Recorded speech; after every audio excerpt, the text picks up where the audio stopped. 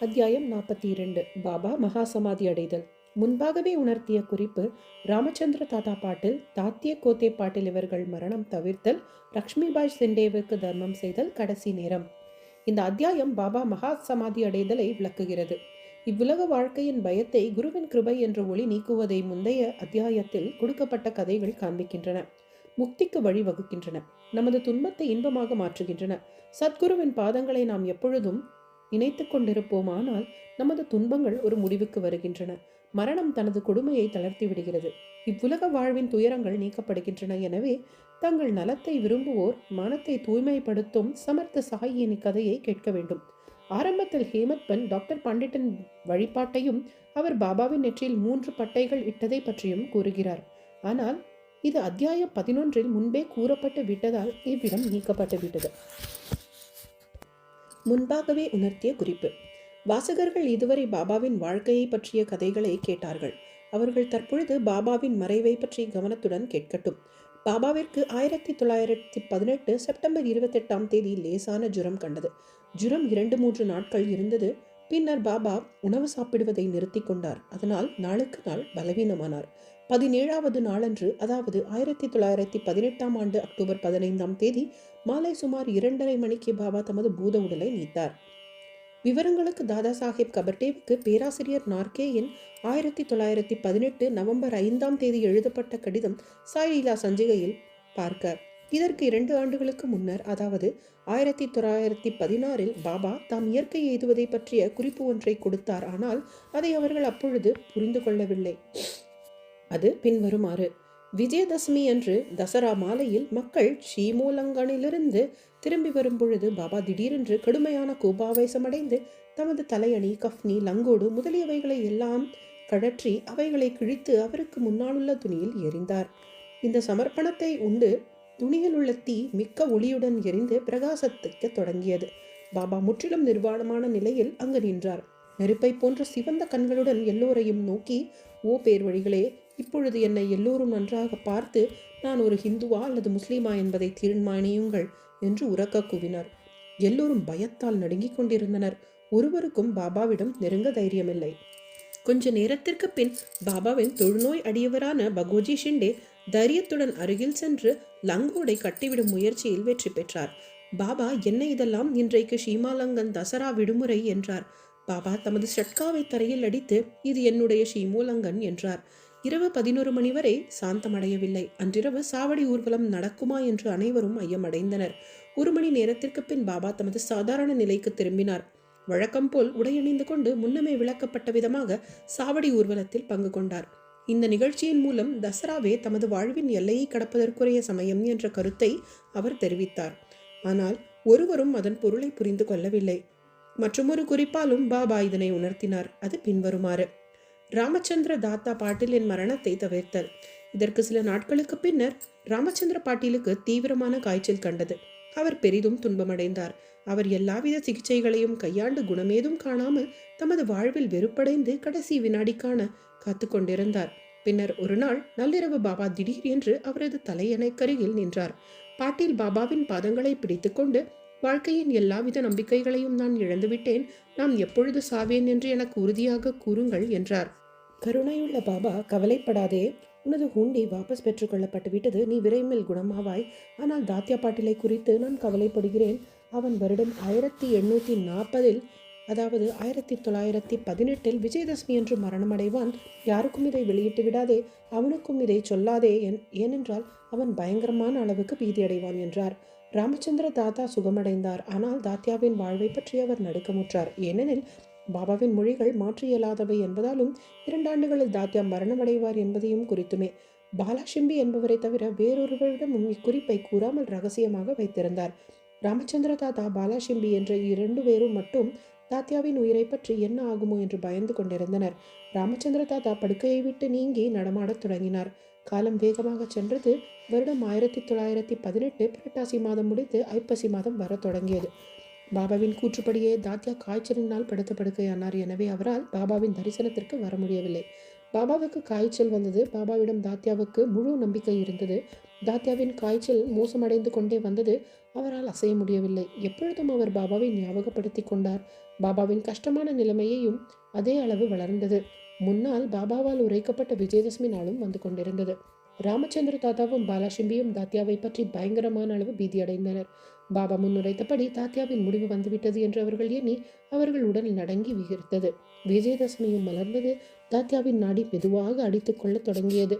விரைவில் அவர் மரணமடைவார் என்று எதிர்பார்க்கப்பட்டது. ஆனால் ஒரு வினோதமான நிகழ்ச்சி நடைபெற்றது. தாத்யா பிழைத்துக் கொண்டார்.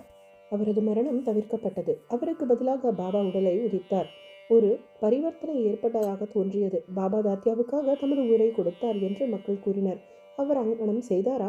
அவரது அறிவுக்கு அப்பாற்பட்டவைகள் எல்லாம் அவருக்கு மட்டுமே அது தெரியும். என்றாலும் இந்நிகழ்ச்சியின் பாபா தமது மரணத்தை பற்றி தமது பெயருக்கு பதில் தாத்யாவின் பெயரை போட்டு குறிப்பு தந்தார் என்று தோன்றுகிறது. அடுத்த நாள் காலை அக்டோபர் 16 தொண்டரிபுரத்தில் தாஸ்கனுவின் கனவில் பாபா தோன்றி, மசூதி இடிந்து விழுந்து விட்டது. ஷிரடியில் எல்லா எண்ணெய்க்காரர்களும் கடைக்காரர்களும் என்னை பெருமளவு துயரப்படுத்தினர். எனவே நான் அவ்விடத்தை விட்டு நீங்கிவிட்டேன். நான் இதை உனக்கு தெரிவிக்கவே இங்கு வந்தேன். தயவு செய்து உடனே சென்று பக்கல் புஷ்பங்களால் என்னை போர்த்து என்றார். தாஸ்கனு இவ்விஷயத்தை ஷிரடியிலிருந்து வந்த கடிதங்கள் மூலம் அறிந்தார். எனவே அவர் ஷிரடிக்கு தமது சீடர்களுடன் வந்து பஜனையும் கீர்த்தனைகளையும் செய்ய தொடங்கினார். இறைவன் நாமத்தை பாபாவின் சமாதி முன்னால் நாள் முழுவதும் பாடினார். ஹரிநாமத்துடன் தாமே ஒரு அழகிய பூமாலை தொடுத்து பாபாவின் சமாதி முன்னர் வைத்து பாபாவின் பெயரால் மக்களுக்கு அன்னதானமும் செய்வித்தார். லக்ஷ்மி பாய்க்கு தானம். எல்லா இந்துக்களாலும் தசரா அல்லது விஜயதசமி மிக மிக புனிதமான நாளாக கருதப்படுகிறது. பாபா தமது எல்லைக்கோட்டை தாண்டுவதற்கு இந்நாளை தேர்ந்தெடுத்தது பொருத்தமே இருக்கும். இதற்கு சில நாட்களுக்கு முன்னர் அவர் துன்புற்றார் என்றாலும் எப்பொழுதும் அவர் உள்ளுணர்வுடன் இருந்தார். கடைசி தருணத்திற்கு சிறிது முன்னரே அவருடைய உதவியுமின்றி நன்றாக நிமிர்ந்து அமர்ந்து காட்சியளித்தார். பாபாவுக்கு அபாயம் நீங்கிவிட்டதென்றும் அவர் தேறி வருகின்றார் என்றும் மக்கள் நினைத்தனர். தாம் விரைவில் காலமாக போவதை அவர் அறிந்திருந்தார். எனவே லக்ஷ்மிபாய் ஷிண்டேவிற்கு தாம் ஏதும் தர்மம் செய்ய வேண்டும் என்று நினைத்தார். எல்லா ஜந்துக்களிலும் பாபா வியாபித்திருத்தல். இந்த லக்ஷ்மிபாய் ஷிண்டே ஒரு நல்ல வசதியுள்ள பெண்மணி. இரவும் பகலும் அவள் மசூதியில் வேலை செய்தாள். பகத் மகால் சபாதி, தாத்யா, லக்ஷ்மிபாய் இவர்களை தவிர வேறு எவரும் இரவில் மசூதிக்குள் அனுமதிக்கப்படுவதில்லை. ஒரு நாள் மாலை பாபா தாத்யாவுடன் மசூதியில் அமர்ந்து கொண்டிருக்கும் பொழுது லக்ஷ்மிபாய் வந்து வணங்கினாள். பாபா அவளிடம், ஓ லக்ஷ்மி, நான் மிகவும் பசியாயிருக்கிறேன் என்றார். அதற்கு அவள், பாபா சிறிது நேரம் பொறுங்கள், நான் ரொட்டியுடன் வருகிறேன் என்று கூறிக்கொண்டு சென்றாள். பிறகு ரொட்டி காய்கறியுடன் அவள் திரும்பினாள்.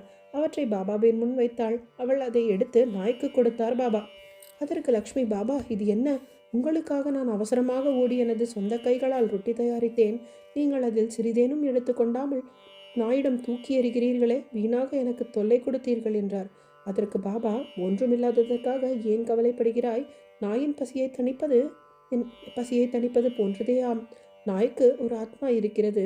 ஜந்துக்கள் வேறொருவராயிருப்பினும், சில பேசினும், சில ஊமையாயிருப்பினும் அவைகள் யாவுமுடைய பசியும் ஒன்றே ஆகும். பசியாயிருப்போருக்கு உணவு அளிப்பவன் உண்மையிலேயே எனக்கு உணவை பரிமாறுகிறான் என்று நிச்சயமாக அறிந்து கொள்வாயாக.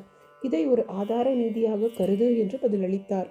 இது ஒரு சாதாரண சிறிய நிகழ்ச்சிதான். ஆனால் ஒரு மிக பெரும் ஆன்மீக உண்மையை பாபா அதன் மூலம் முன்னிலை கொண்டு வந்து காண்பித்தார். தினசரி வாழ்வில் அதை நடைமுறைக்கு கொண்டு வருவதில்லை. எவருடைய உணர்ச்சியையும் துன்புறுத்தும் வரையில் எடுத்து காட்டினார். இத்தருணத்திலிருந்து லக்ஷ்மிபாய் அவருக்கு தினம்தோறும் பாலையும் ரொட்டியும் அன்புடன் பக்தியுடன் அளித்து வந்தாள். பாபா அதை ஏற்றுக்கொண்டு பசி தணியும் வரை உண்டார். இதில் ஒரு பகுதியை அவர் ராதாகிருஷ்ணமாய்க்கு லக்ஷ்மிபாயிடமே கொடுத்து அனுப்புவார். அவளும் பாபாவின் மீதான பாசத்தை உவப்புடனும் மகிழ்ச்சியுடனும் உண்டாள். இந்த ரொட்டி கதையை ஒரு சம்பந்தமில்லாத விஷயமாக கருதக்கூடாது. அது எங்கனம் சாய்பாபா எல்லா ஜீவராசிகளிடம் வியாபித்து ஊடுருவி இருக்கிறார் என்றும் அவைகளை கடந்தும் இருக்கிறார் என்றும் காட்டுகிறது. அவர் சர்வ வியாபி, பிறப்பற்றவர், இறப்பற்றவர், அழிவற்றவர். பாபா லக்ஷ்மியின் சேவையை நினைவு கூர்ந்தார். அவளை எங்கனம் அவர் மறக்க முடியும்? உடம்பை விட்டு நீங்குவதற்கு முன் தமது கையில் பைகளை போட்டு ஒருமுறை 5 ரூபாயும் மீண்டும் 4 ரூபாயும் மொத்தத்தில் 9 ரூபாயும் கொடுத்தார். 9 என்ற எண் 21ஆம் அத்தியாயத்தில் விவரிக்கப்பட்ட நவவித பக்தியை பற்றி குறிப்பிடுகிறது. லக்ஷ்மிபாய் ஒரு வசதியான பெண்மணி. எனவே பாபா அவளுக்கு குறிப்பால் உணர்த்தி நல்ல அடியாளுக்கு வேண்டிய 9 வித குணங்களையும் சொல்லியிருக்கலாம். பாகவதத்தில் 11வது காண்டத்தில் 10வது அத்தியாயத்தில் 6வது பாடலில் 1வது 2வது செய்யுளில் முறையே முதல் 5 குணங்களையும் பின்கு 4 குணங்களையும் கூறப்பட்டுள்ளன. பாபாவின் அத்தகைய ஒழுக்கவை பற்றி முதலில் 5 ரூபாயும் பின்னர் 4 ரூபாயும் மொத்தத்தில் 9 ரூபாயும் அளித்தார். அப்பொழுது மாத்திரமில்லை, பலமுறை லக்ஷ்மிபாயின் கைகளில் 9 ரூபாய் சென்றிருக்கிறது. ஆனால் பாபாவின் இந்த 9ஐ எப்பொழுதும் அவள் நினைவில் கொண்டிருப்பாள்.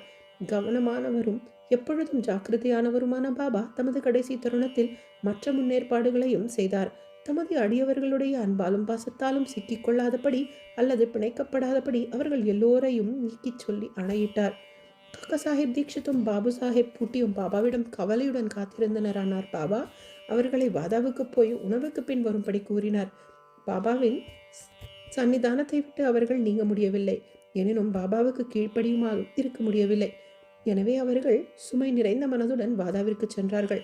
பாபாவின் நிலை மிகவும் மோசமாகியுள்ளது என்பதை அவர்கள் அறிவார்கள். அதனால் அவர்களை அவர்கள் மறக்க முடியவில்லை.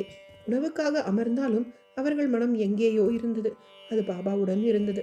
அவர்கள் சாப்பிட்டு முடிக்கும் முன்பாக பாபா பூத உடலை நீத்துவிட்டார் என்ற செய்தி வந்தது. உடனே தங்கள் உணவை விட்டுவிட்டு மசூதிக்கு ஓடினார்கள். பயாஜி கோத்தையின் மடியில் இறுதியாக படுத்துக் கொண்டிருந்ததை கண்டார்கள். அவர் தரையில் விழவில்லை. நமது படுக்கையிலும் அவர் படுத்திருக்கவில்லை. ஆனால் அமைதியாக தமது இருக்கையில் அமர்ந்து கொண்டே தமது சொந்த கைகளால் தர்மம் செய்து கொண்டே தமது பூத உடலை நீத்தார். ஞானிகள் ஒரு குறிப்பான காரணத்துடன் இந்த உலகிற்கு வருகை தருகிறார்கள். அது நிறைவேறிய பின் அவர்கள் வந்த மாதிரியாகவே அமைதியாகவும் எளிதாகவும் இயற்கை எய்துகிறார்கள். ஸ்ரீ சாயியை பணிக அனைவருக்கும் சாந்தி நிலவட்டும்.